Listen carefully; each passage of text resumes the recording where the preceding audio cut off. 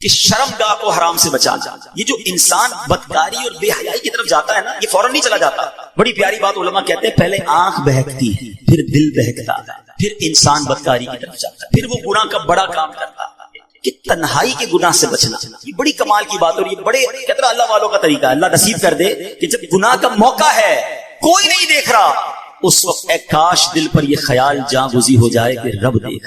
ایک بار حضرت ابراہیم بن ادم رحمۃ اللہ تعالی کی بارگاہ میں ایک شخص آیا، آ کر کہتا ہے حضور میں گناہ سے نہیں بچ پاتا. پلیز ذرا غور سے سنیے، بہت خوبصورت کیور اور پریکاشن ہے گناہوں سے بچنے کے حوالے سے اس واقعے. کہتا ہے حضور میں بچنا چاہتا ہوں، گناہ ہو ہی جاتا ہے. ہو سکتا ہے میرے بھائی یا نوجوان بھی ایسے ہوں کہ جو چاہتے ہیں گناہ نہ کریں مگر گناہ ہو جاتا ہے. ابراہیم بن ادم نے کہا اچھا ایسا کرو، گناہ کرنا چاہتے ہو؟ کہتا ہاں بچ نہیں پاتا، مجھے کرنا پڑتا ہے گناہ. ٹھیک، اب جب بھی تمہارا گناہ کرنے کا جی چاہے نا تو اللہ کا رزق کھانا چھوڑ دینا. حضور یہ کیسے پاسبل؟ دنیا میں جو کچھ ہے وہ اللہ نے عطا کیا، اس کے بغیر تو جی نہیں سکوں گا. اچھا اب گناہ کرنے کا جی چاہے تو ٹھیک ہے گناہ کر لینا، مگر ایسی جگہ جا کے کرنا جہاں اللہ نہ دیکھ رہا ہو. حضور east west north south every where جدھر بھی جاؤں گا اللہ تو دیکھ رہا ہے نا، وہ اللہ کی کائنات ہے. اچھا ایسا کرو، گناہ کرنا ہے نا کرو، مگر اللہ کی زمین سے اللہ کی کائنات سے نکل کر لو. اس کی ملک اور اس کی ملکیت والی جگہ سے بھی باہر نہیں جا سکتا. اچھا گناہ کرنے کا جی چاہے ٹھیک ہے کرنا چاہے تو کر لینا، مگر جب ملک الموت تمہاری روح قبض کرنے آئے نا تو ان کو منع کر دینا کہ نہیں میری روح قبض نہ کرے، میں نے ابھی توبہ کرنی ہے. حضرت nobody has power to deny. کون ہے جو ملک الموت کو منع کر سکے گا کہ میری روح قبض نہ کرو؟ جو وقت ہے وہ تو آ کر رہے گا. فرمایا اچھا پھر ایسا کرو گناہ جتنے کرنے کر لو، مگر قیامت کے دن جب فرشتے تمہیں جہنم کی طرف لے جانے لگے نا تو ان کو منع کر دینا کہ نہیں میں نہیں جاتا. حضرت یہ کس کے پاس پاور ہے؟ وہ تو گھسیٹتے ہوئے جہنم میں لے جائیں گے، وہاں تو جو حکم ہو گیا اس پر عمل ہوگا. اب حضرت ابراہیم بن ادم نے پہلے کہتے ہیں نا مقدمہ، ایک آپ کہتے ہیں نا پہلے جزیات جمع کیے، باقاعدہ اس کا مائنڈ سیٹ بنایا، اب اسے خوبصورت سمری بیان کی. فرماتے بیٹا ایک بات سنو، تم اللہ کا رزق کھانا چھوڑ نہیں سکتے، اللہ کے ملک سے باہر جا نہیں سکتے، مرنے سے پہلے ملک الموت آئے تو ان کو منع نہیں کر سکتے، جہنم کے فرشتے تمہیں عذاب کے لیے لے جائیں تو ان کو بھی روک نہیں سکتے. جب یہ سارے کام نہیں کر سکتے تو پھر ایک کام کر لو، گناہ کرنا ہی چھوڑ دو. وہ بندہ زاروں کتار رونے لگا، کہتا ہے حضرت میں وعدہ کرتا ہوں آج کے بعد اے میرے بھائیوں میرے نوجوان، میں بہت اچھی طرح جانتا ہوں، میں آپ کی لائف گزار چکا ہوں، میں بھی اسٹوڈنٹ رہا ہوں. یہ لائف بڑی ڈیفیکلٹ ہے، شیطان اس پہ بڑا حملہ کرتا ہے، نفس بڑا حملہ کرتا ہے، گناہوں کی طرف بہت کھینچتا ہے، مگر یہ ولیوں کا شیوا ہے کہ وہ جوانی میں عبادت کرے. اللہ کو بڑا پسند ہے وہ نوجوان. اللہ فرشتوں پر فخر فرماتا ہے کہ دیکھو میرا بندہ جوان ہے اور میری عبادت کر رہا. مگر آج جوان کہتا ہے جوانی تو دیوانی ہے، مزے کرنے کے دن ہے. مولوی صاحب بوڑھا ہونے کے بعد میں اللہ اللہ ہی کروں گا، 40-50 سال کے بعد میں مسجد میں بھی چلا جاؤں گا، میں داڑھی بھی رکھ لوں گا، ابھی تو انجوائے کرنے دو. چلو آج آپ اور میں ایک ڈسکس کر لیتے ہیں. If you want to enjoy in this life، آپ چاہتے ہیں کہ ابھی مزے کرنے دیں، بعد میں نے توبہ کر لینی ہے، تو ایک چھوٹی سی ڈیبیٹ آپس میں کر لیتے ہیں. چلیں جناب، آپ میں سے کون ہے اتنے بڑے ہال میں جس کے پاس یہ گارنٹی ہے کہ وہ 50 سال کا ہونے تک زندہ رہے گا؟ Anybody have guarantee? Nobody has guarantee. 50 سال زندگی مجھے ملے گی، کوئی ہے؟ نہیں. چلیں ایسا کوئی بھائی بیٹھا ہو جو بتائے جو 1 سال میں زندہ رہوں گا. Nobody has guarantee for live 1 year. چلو 1 ہفتہ زندہ رہنے کی گارنٹی ہے، کل صبح تک زندہ رہنے کی گارنٹی ہے. سمجھدار لوگ ہیں، میری بات آپ فالو کر رہے ہیں. It means آگاہ اپنی موت سے کوئی بشر نہیں، سامان 100 برس کا ہے پل کی خبر. آپ کہتے ہیں میں بوڑھا ہو کے توبہ کروں گا، ارے آج دنیا سے بچا سکتا ہوں اور آج چلا گیا تو اللہ کو کیا جواب دوں گا؟ حرام کرتے ہوئے، شراب پیتے ہوئے، بدکاریاں کرتے ہوئے، گرل فرینڈ اور بوائے فرینڈ بنا کر حرام باتیں کرتے ہوئے کدھر جاؤ گے؟ قبر میں کیا جواب دو گے؟ دیکھیں یہ دنیا تھوڑی ہے، میں نے آپ کو جنت کا ریوارڈ بتایا ہے، وہاں نہ ختم ہونے والی نعمتیں ہیں. دنیا کی ایکسپائری ڈیٹ ہے، we have to go from this world. ہم سب نے دنیا سے جانا ہے، مگر جنت میں جو چلا گیا اسے موت نہیں آنی ہے. ہم فیہا خالدون، قرآن کا وعدہ ہے کہ ہمیشہ ہمیشہ جنت میں رہیں گے. تو کیوں نہ میں اس ریوارڈ کی تیاری کروں؟ یہاں نفس کہے گا تھوڑی دوستی کر لے، نفس کہے گا تھوڑی بری چیزیں دیکھ لے، انٹرنیٹ پر نئی فلم آئی ہے، فلاں جگہ کانسرٹ ہو رہا ہے، ارے سارے دوست نشہ کر رہے ہیں، تو بھی تھوڑے سے سپ لگا لے. آج اپنے آپ کو روکنا ہے، مجھے دنیا کی گندی شراب نہیں پینی، مجھے جنت کی پاکیزہ شراب پینی ہے. مجھے دنیا کی بے حیائی نہیں کرنی، گندی عورتوں اور لڑکیوں کی طرف نہیں جانا ہے. میری بہنیں اگر سن رہی ہیں وہ نیت کریں کہ ہم پردہ کریں گے، ہم بوائے فرینڈ کی طرف نہیں جائیں گے، انشاءاللہ ہم جنت کی نعمتیں حاصل کریں گے، جنت کا گھر حاصل کریں گے. یہ تھوڑی سی زندگی صبر سے گزار لو، تھوڑی سی زندگی توبہ کر لو. آج تھوڑی دیر ہال فل ہو گیا ہے، مجھے بھی پسینہ آ رہا ہے، آپ کو بھی گرمی لگ رہی ہوگی، مگر مجھے بتائیے قیامت کے دن گرمی کیسی ہوگی؟ جب 50,000 سال کا دن ہوگا، سورج 1.25 میل پر ہوگا، زمین تانبے کی ہوگی. There is no shadow. اللہ کے عرش کے سوا پوری قیامت کے دن کوئی سایہ نہ ہوگا. سبحان اللہ. نبی پاک فرماتے ہیں جس دن اللہ کے عرش کے سوا کوئی سایہ نہ ہوگا, چند خوش نصیب ایسے ہوں گے جنہیں اللہ کے عرش کا سایہ نصیب کیا جائے گا. ان 7 قسم کے لوگوں میں ایک قسم وہ ہے کہ وہ نوجوان جس کی جوانی عبادت میں گزری, قیامت کے دن اللہ کے عرش کا سایہ نصیب ہوگا. پلیز اپنی جوانی کو بچا لو. ایک بزرگ تھے, 100 سال عمر ہو گئی, ان کی آنکھیں بھی صحیح, ان کے دانت بھی صحیح, ان کی سماعت بھی صحیح, ایوری تھنگ پرفیکٹ, جوان. لوگوں نے کہا حضور 100 سال میں تو بندہ بستر سے لگ جاتا ہے, your every part of the body is perfect, یہ کیسے پوسیبل ہے؟ کمال کا جواب دیا. کہتے ہیں میں نے جوانی میں اپنے in part of the body کو اللہ کی نافرمانی میں صرف نہیں کیا, بڑھاپے میں اللہ تعالیٰ نے میرے نازا کو سلامت کر رکھا ہے. آپ اچھا بڑھاپا گزارنا چاہتے ہیں نا تو پاکیزہ جوانی گزاری. خدا را اپنے آپ کو بچائیے. اپنی شرمگاہ کی حفاظت کیسے ہوگی؟ جب آپ حرام دیکھنا بند کریں گے. سرما لگاتے ہو گیا, ٹھیک ہے, سرما لگاتے وقت ہاتھ کانپتا ہے, یار تھوڑا سا احتیاط سے لگانا ہے, کہیں آنکھ میں سلائی نہ لگ جائے. اتنی نازک ہے میری اور آپ کی آنکھیں. موٹر سائیکل پر تو جاتے ہیں, کبھی کبھی کچرا آنکھ میں آ جائے, لال ہو جاتی, سرخ ہو جاتی آنکھ. ٹرائی ٹو انڈرسٹینڈ, اتنی نازک آنکھیں ہیں, اور ان آنکھوں کو جو حرام سے فل کر رہا ہے, روزانہ انٹرنیٹ پر نہ جانے کیا کیا دیکھ رہا ہے. حدیث پاک کا مضمون ہے جو اپنی آنکھوں کو حرام سے بھرتا ہے, قیامت کے دن ان کی آنکھوں میں جہنم کی آگ ڈالی جائے. کیسے بہت کمزور ہے میرے بھائی, خدا را توبہ کر لیجیے. اور اللہ سے دعا کرتے ہیں کہ مولا کمزور ہیں, گناہ گار ہیں, بڑی خطائیں ہو گئی ہیں, مالک تیرے دربار میں حاضر ہو گئے ہیں. اللہ پچھلے گناہ معاف کر دے اور اگلی زندگی اچھی عطا کر دے, ہمیں نیک بنا دے. ہم آ جاتے ہیں شیطان کے باروں میں, کمزور ہیں, مالک تو طاقتور ہے, ہماری مدد کر, ہمیں حرام دیکھنے سے بچا, ہمیں حرام سننے سے بچا, ہمیں حرام بولنے سے بچا, ہمیں اپنی اعضاء کو حرام کاریوں سے بچانا نصیب فرما. اور جن خوش نصیبوں کو نبی پاک نے جنت کی گارنٹی دی ہے, اے اللہ ان خوش نصیبوں میں ہمیں بھی شامل فرما لے. یہ بدکاری کتنا برا گناہ ہے. یہ جو لوگ حرام کاری کی طرف جاتے ہیں تھوڑی سی انجوائمنٹ کے لیے, ایسے پروگرامز میں جانا جو آپ کا دل اس طرف لے جائیں حرام کاری کی طرف, ہمیں پہلے پریکاشن کرنی ہوگی کہ تاکہ ہم اس طرف نہ جائیں اور اپنے آپ کو بچا لیں. آج میرا میسج یہی ہے, آج میرا پیغام یہی ہے کہ خدا را اپنی زبان کی حفاظت کریں, اپنی آنکھوں کی حفاظت کریں, اپنی پاکیزگی کی حفاظت کریں, نہ جائیں حرام کاریوں کی طرف. اب اس میں بہت بڑا پرابلم پتہ ہے کیا ہے؟ یہ باتیں سن کر ہو سکتا ہے, I'm not sure کہ سب کا ذہن بن رہا ہو, مگر ایسے سعادت مند بھی ہوں گے جن کا یہ ذہن بن رہا ہوگا کہ یہ ٹھیک بات کر رہے ہیں, مجھے اکیلے قبر میں جانا ہے اور اپنی کرنی کا جواب اکیلے ہی دینا. اب اگر مجھے اپنی قبر روشن کرنی ہے تو مجھے ان گناہوں سے بچنا ہوگا. یاد رکھو, جس طرح فیوچر برائٹ کے بارے میں سوچتے ہو نا کہ برائٹ فیوچر ہو جائے, کبھی کبھی برائٹ گریو کے بارے میں سوچا, میری قبر بھی برائٹ ہو جائے, کیونکہ قبر 2 طرح کی ہوگی. There are only 2 types of graves. رسول اللہ صلی اللہ علیہ وسلم فرماتے ہیں قبر 2 طرح کی ہوتی ہے. حدیث پاک کا مضمون ہے, یا تو جنت کا باغ یا دوزخ کا گھڑا. Now it's up to you which type of grave you like to live. کتنے سال قیامت تک کے لیے اس قبر میں رہو گے اور کیسے رہو گے؟ جہنم کے گھڑے میں, سانپ اور بچھوؤں میں, یا جنت کے باغ میں؟ یہ آپ نے ڈیسائیڈ کرنا ہے. اب پرابلم کیا ہے کہ اس طرح کی سپیچز, اس طرح کے پروگرامز دل پر اثر کرتے ہیں, مگر جب یہاں سے فارغ ہوں گے وہی دوست ہیں, وہی گیدرنگ ہے. یار چھوڑو یار, مولوی صاحب تو گانے والی باتیں کر رہے تھے, پھر چلتے انجوائے کرتے. اب بندہ کہ یار میں ادھر نماز پڑھنے جا رہا ہوں, ارے کیا مولوی ہو گیا ہے, بار بار نماز پڑھ رہا ہے. ایسے دوست جو ہے نا وہ میں نیک نہیں بنی. اگر آپ کا یہ ذہن بن گیا ہے کہ میں نے نیک بننا ہے, اللہ کو راضی کر کے جنت میں جانا ہے, آپ پڑھائی کے لیے کیا کرتے ہیں؟ کیا آپ نے اگر اچھے مارکس لینے ہیں تو ان ڈل دوستوں کے ساتھ بیٹھتے جو پڑھتے نہیں ہیں, یا آپ ان لوگوں کو ڈھونڈتے ہیں جو پڑھاکو ہوتے ہیں, جن کے پاس نوٹس بنے ہوئے ہوتے ہیں, یار ان کے ساتھ بیٹھوں گا تو اچھی سبق کی تیاری ہو جائے گی, یہ اچھے اسٹوڈنٹ سے میں بھی اچھا بن جاؤں گا. دنیا میں جب آپ کو یہ پتا ہے کہ اچھوں کی صحبت اچھا بناتی ہے, اگر آخرت کی تیاری کرنی ہے نا میرے بھائی, میرے اسلامی بھائی, تو آپ کو نیکوں کی صحبت اختیار ہے. وہ دوست کس کام کے جو نماز پڑھنے پر میرا مذاق ہو رہا ہے. مجھے تو وہ دوست چاہیے کہ میں نماز کے لیے نہ جاؤں تو مجھے یاد دلائے کہ بھائی چل دونوں بھائی نماز پڑھتے ہیں, جنت میں جانا ہے. خدا را ایسی کمپنی ڈھونڈو, اس کمپنی سے اپنے آپ کو بچائیے. اچھے کی صحبت تجھے اچھا بنائے گی, برے کی صحبت تجھے برا بنا. تو خدا را اچھوں کی صحبت تلاش کیجیے. آج کے دور میں بہت بڑی نعمت دعوت اسلامی کا ماحول ہے, جو ہمیں ایسے دوست دیتا ہے جو ہمیں آخرت کی یاد. حدیث کا مضمون ہے, دوست وہ ہوتا ہے جسے دیکھ کر خدا یاد آ جائے. بتائیے کوئی ایسا دوست ہے ہمارے پاس جس کو دیکھ کر خدا یاد آ جائے؟ ہمارے دوستوں کو دیکھ کر تو سنیما یاد آتا ہے, کانسرٹ یاد آتا ہے, عجیب و غریب باتیں یاد آتی ہیں. ایسے دوست کس کام کی جو نہ دنیا میں میرے کام آئے اور مرنے کے بعد میری قبر پر آ کر فاتحہ بھی نہ پڑھ سکے.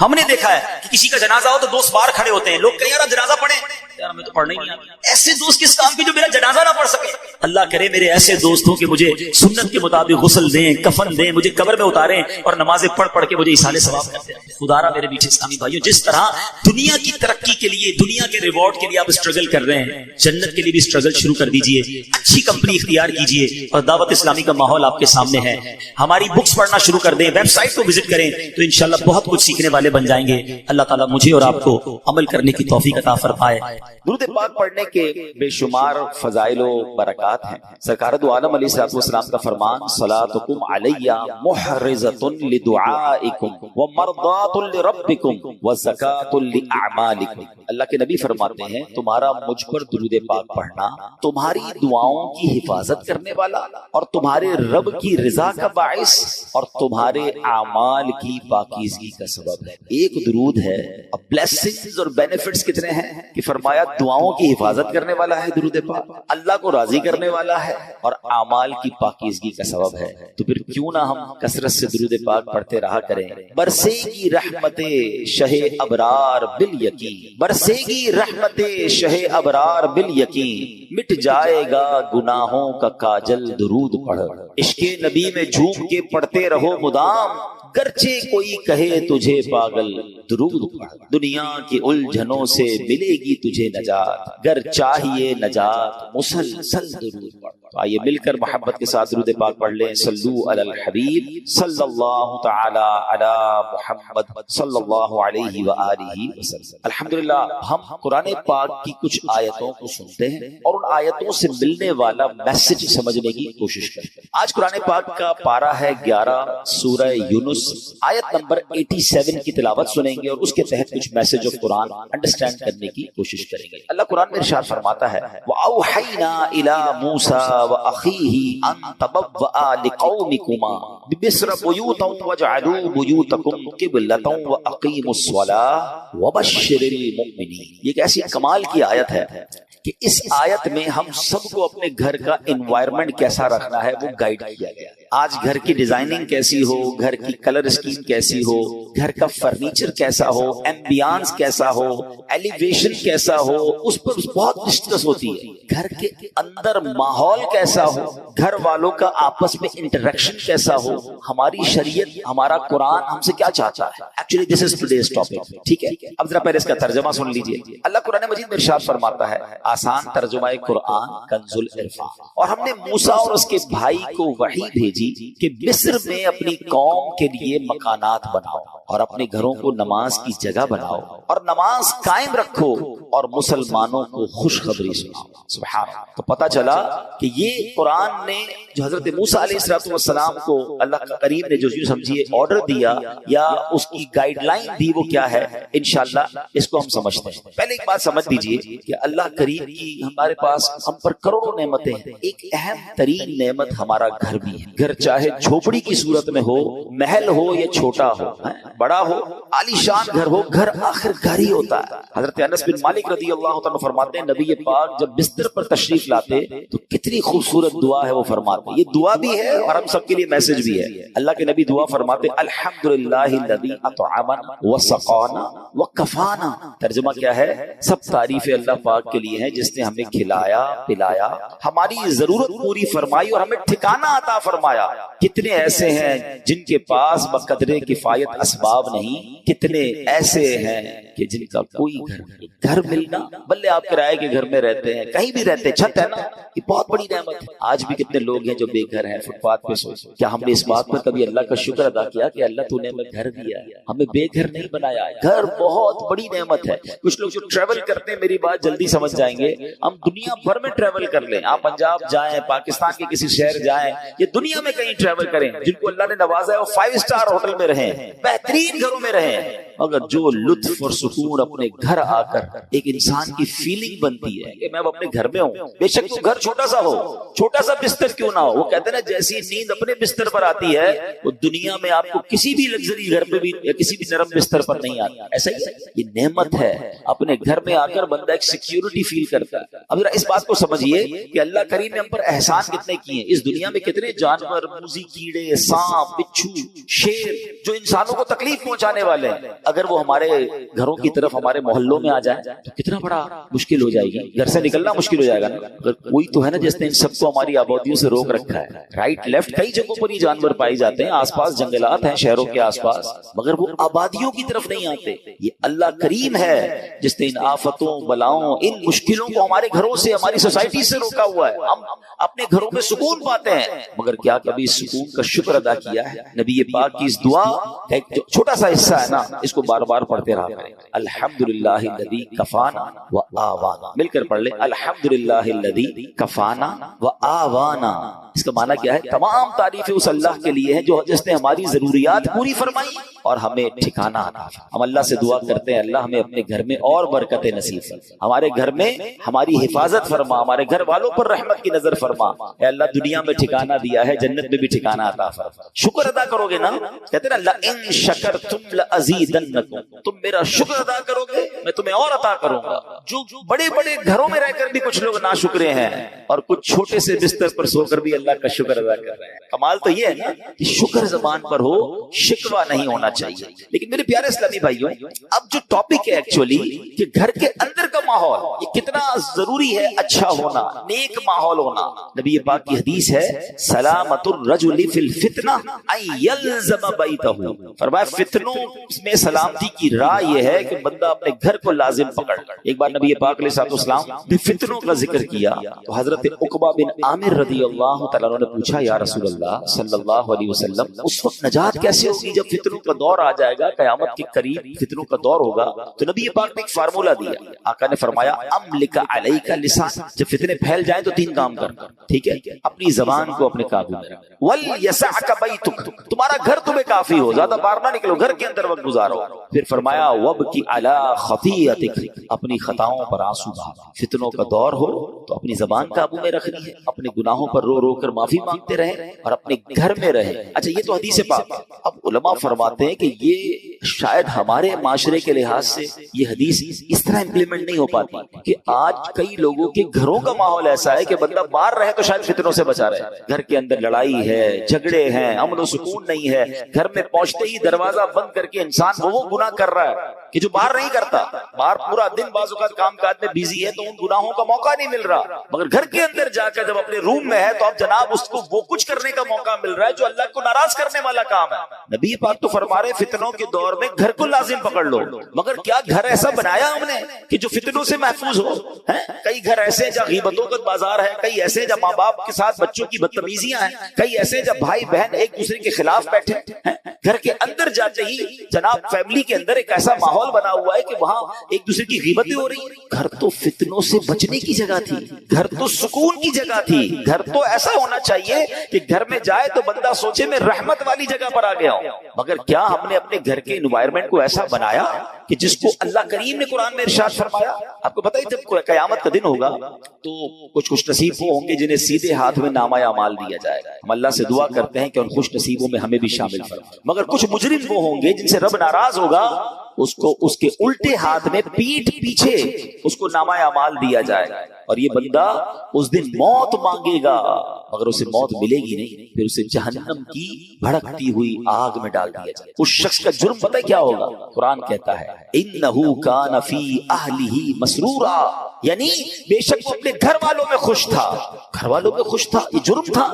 اس کی تفسیر میں علماء نے فرمایا کہ اپنے گھر والوں کے ساتھ گھر کے اندر خواہشوں، شہوتوں، غرور و تکبر میں مبتلا رہتا تھا، گھریلو خوشیوں میں ایسا مگن تھا کہ آخرت کو بھول چکا تھا، لہٰذا نہ خود اس نے اچھے عمل کیے نہ گھر والوں کو اچھے اعمال کی ترغیب دلائی، یوں ہی گناہوں میں مصروف رہ کر موت کے گھاٹ۔ آج کتنے ایسے ہیں جن کے گھروں میں نمازیں ہیں، کتنے ایسے ہیں جن کے گھروں میں عبادت ہے، گھر والوں کی کیا دین کی طرف کوئی تبلیغ کی، کیا گھر میں نمازوں کا ماحول ہے، یا کیا بچوں میں قرآن و سنت کی ترکیب ہے، یا گھر کے اندر کسی کو پتہ ہی کچھ نہیں ہے۔ اب بھی ایسے کئی گھر ہیں جن کے گھروں میں اسلامی تہوار آتا ہے تب بھی بچوں کو، فیملی کو پتہ نہیں ہوتا، کیونکہ وہ اپنی زندگی میں مگن ہے، اور جو گھر کا سربراہ ہے اس کو بھی اس کی فکر نہیں ہے۔ میں آپ کو ایک مسلمان گھرانے کا واقعہ بتاتا ہوں، پاکستان کا تو نہیں ہے لیکن انفارچونیٹلی جتنا تیزی سے ہمارے وطن میں ماڈرنزم اور دین سے دوری والا ماحول بنتا جا رہا ہے اور گھر کے بڑوں کو فکر بھی نہیں ہے، یہ دور نہیں دن آپ پاکستان میں بھی یہ دیکھیں۔ یو کے کا واقعہ، ایک بھائی ٹریول پر گیا، والد کی طبیعت خراب تھی تو واپس آیا، تو کچھ دنوں بعد واپس آیا، والد صاحب گھر میں نہیں تھے. چھوٹا بھائی تھا جو اپنی گیمز میں اور اپنے موبائل میں کمپیوٹر میں جو آج کا ایک نوجوان کا اسٹائل ہے کہ لگا رہتا تھا. تو والد صاحب کہاں ہیں؟ والد صاحب کی ڈیتھ ہو گئی تھی. کہا مجھے انفارم کیوں نہیں کیا؟ کہا آپ بزنس ٹرپ پہ تھے. میں نے کہا کیا ضرورت ہے ڈسٹرب کرنے کی, فیونرل کرنا تھا, ان کا آخری رسومات ادا کرنی تھی, میں نے کر دی. تو کہا تم نے کیسے آخری رسومات ادا کی؟ جنازہ کدھر ہوا؟ کون سے قبرستان میں دفنایا؟ کہا جنازہ بھی کرنا ہوتا ہے. میں تو گوگل پہ گیا, سرچ کیا کہ فیونرل کیسے ہوتا ہے, کسی کا ڈیتھ ہو جائے تو how what we have to do. تو گوگل نے مجھے 4-5 آپشن دیے. میں نے سب سے سستا والا جو آپشن تھا ان پر کال کیا, وہ آئے اور ابو کو لے گئے, بس فنش. اس نے کہا یہ تم نے کیا کیا؟ آپ کو پتہ کیا ہوا اس مسلمان والد کے ساتھ؟ جب سرچ کیا کہ کس فیونرل والے کو دیا ہے, تو جو سب سے سستا آپشن تھا کہ وہ میتوں کو آگ لگایا کرتا. اس نے یہ نہیں, اس کو یہ پتا بھی نہیں تھا کہ جنازہ کچھ ہوتا ہے, اس کو یہ نہیں پتا تھا غسل میت ہوتا ہے, اس کو یہ نہیں پتا تھا کہ جناب قبرستان میں دفن کیا جاتا ہے. میں مسلمان گھرانے کی آپ کو واقعہ سنا رہا ہوں جو میں نے خود جا کر سنا ہے. اب مجھے بتاؤ, اس بچے کا قصور تو تھا, مگر کیا والد کا قصور نہیں تھا؟ اس کا مطلب والد کسی جنازے میں بیٹے کو لے کر نہیں گیا ہوگا. اس والد نے موت اور قبرستان کے بارے میں, تدفین اور غسل کے بارے میں نہیں بتایا ہوگا. ہر چیز بچوں کو دلا دی, مگر نہ سکھایا تو دین نہ سکھایا. میں اور آپ دنیا سے جانے والے ہیں, ہم سب نے مرنا ہے, اور اس والد کی قسمت کتنی پیاری ہوگی کہ اس کے مرنے کے بعد اس کی اولاد اس کے لیے دعائے مغفرت کرے, اس کے لیے ایصال ثواب کرے. مگر یہ سکھائیں گے تو کریں گے نا. ہمارے بچے تو زندگی میں ہمارے سامنے نماز نہیں پڑھ رہے, ہمیں ٹینشن نہیں ہے. میں سچ بتاؤں آپ کو, زندگی میں کچھ کر سکے یا نہ کر سکے, اپنے بچوں کو کسی طرح 5 وقت کا نمازی بنا جائیے. پہلے تو خود بننا پڑے گا نا اس کے لیے. والد وہ بچہ دیکھتا ہے ابو رمضان میں نمازیں پڑھتے ہیں, اس کے بعد تو میرے والد بھی جمعے کی پڑھ لے تو بڑی بات ہے. تو بچے کو بھی آپ ایکچولی ہم اپنے بچوں کو پریکٹیکلی پریکٹس کرا رہے ہیں کہ بیٹا نماز تو جمعے کی پڑھنی ہوتی ہے, باقی ضروری نہیں ہے. آپ سوچیں ہم خود تو دین سے دور کر رہے ہیں, اپنے گھر میں کون سا ماحول بنا ہے. ورنہ یقین کریں خوش نصیب ہے وہ والد, اگر اس کی اولاد نمازی بن جائے نا, تو آپ کہیں نہ کہیں کہ بیٹا مرنے کے بعد دعا کرنا, وہ دن میں 5 بار باوضو ہو کر قبلہ رو بیٹھ کر اتحیات کے عالم میں کئی بار کیا کہے گا, ربنا اغفر لی ولوالدی وللمؤمنین یوم یقوم الحساب. اے اور کیا چاہیے اس والد کو قبر میں کہ فجر ہو تو اس کا بیٹا, اس کی بیٹی, اس کے بچے دعا کر رہے ہیں, اللہ میرے ماں باپ کو بخش دے. ظہر میں دعا کر رہے ہیں, عصر میں دعا کر رہے ہیں, مگر گھر میں نمازوں کا ماحول ہی نہیں. عید کی نماز پڑھ لی تو پڑھ لی, اب تو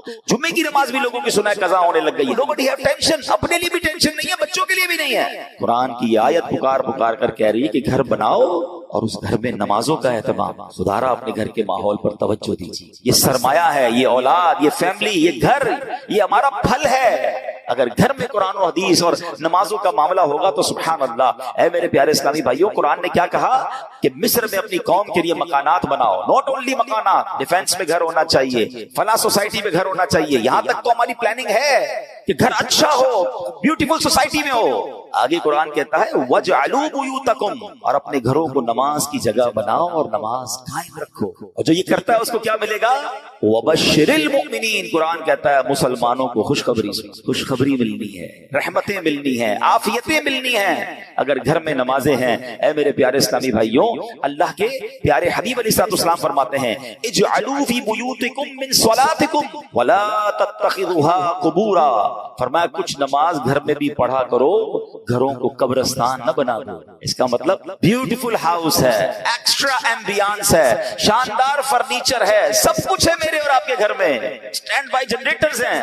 اور اگر نماز نہیں ہے نا تو وہ گھر قبرستان. ہم سمجھ رہے اتنا لگژری گھر کو قبرستان, نبی پاک فرما رہے ہیں گھر میں نمازیں پڑھو. یہ مردوں کے لیے تو یہی حکم ہوگا کہ مسجد میں آ کے پڑھیں, مگر کچھ نوافل گھر میں بھی پڑھیں, کبھی اشراق چاش پڑھیں, کبھی تہجد پڑھیں, کبھی دیگر نماز کے نوافل پڑھیں. مگر خواتین گھر کی, بچے, یعنی گھر میں اللہ کرے ایسا ماحول ہو کہ جب نمازوں کا وقت آئے تو ایک کمرے سے تلاوت کی آواز آ رہی ہو, کہیں سے نمازوں کی پتہ چل رہا ہو. ماشاءاللہ کتنے خوش نصیب ہیں وہ لوگ جو گھر جاتے ہو تو گھر والے نمازیں پڑھ رہے ہیں. اے میرے پیارے اسلامی بھائیوں, ایک اور جگہ پیارے آقا فرماتے ہیں اقربوا بیوتکم ببعد صلاتکم, یعنی کچھ نمازوں کے ذریعے اپنے گھروں کی عزت بڑھاؤ. آپ چاہتے ہیں نا گھر کی عزت بڑھے, جس گھر میں نمازیں ہوتی ہیں نبی پاک نے فرما دیا تو حق ہے اس گھر کی پورے محلے میں عزت ہو جائے. آج بھی دیکھیں علماء کے گھر, امام صاحبان کے گھر لوگ دعا کروانے آتے ہیں, گھر میں نمازیں ہو رہی ہیں نا, عبادت ہو رہی ہے, اللہ اس گھر کو ممتاز کر دیتا ہے.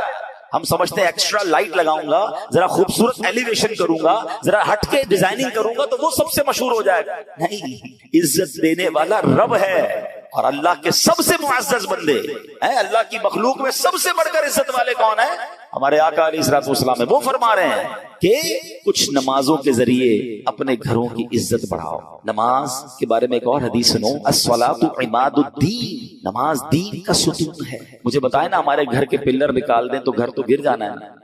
یہ تو ایمان کا پلر ہے، مگر اس کی فکر تو ہے میرے پیارے اسلامی بھائی. ہمیں اپنے گھروں کے ماحول کو اچھا کریں، اپنے بچوں کی تربیت کی فکر کیجیے، انہیں وقت دیجیے. آج کل جو ماحول ہے، میں اشارہ کر کے گزر جاؤں گا، ہر تھوڑے دنوں بعد آپ کو سوشل میڈیا پر نیوزز مل رہی ہیں، الیکٹرانک پرنٹ میڈیا میں نیوز ملتی ہے کہ فلاں بچے نے فلاں کام کر دیا، فلاں نے فلاں کو قتل کر دیا، فلاں نے فلاں کو جلا دیا، فلاں اسکینڈل میں پکڑا گیا، فلاں جناب منشیات میں معاملات میں آ گیا، فلاں ڈرگز کا کام کر رہا ہے، فلاں کمپیوٹر پہ بیٹھ کے کیا کچھ کر رہا ہے، اسکیمز کر رہا ہے. یہ ہمارے علاقے میں، ہمارے شہروں میں، ہمارے ملکوں میں ہو رہا ہے نا.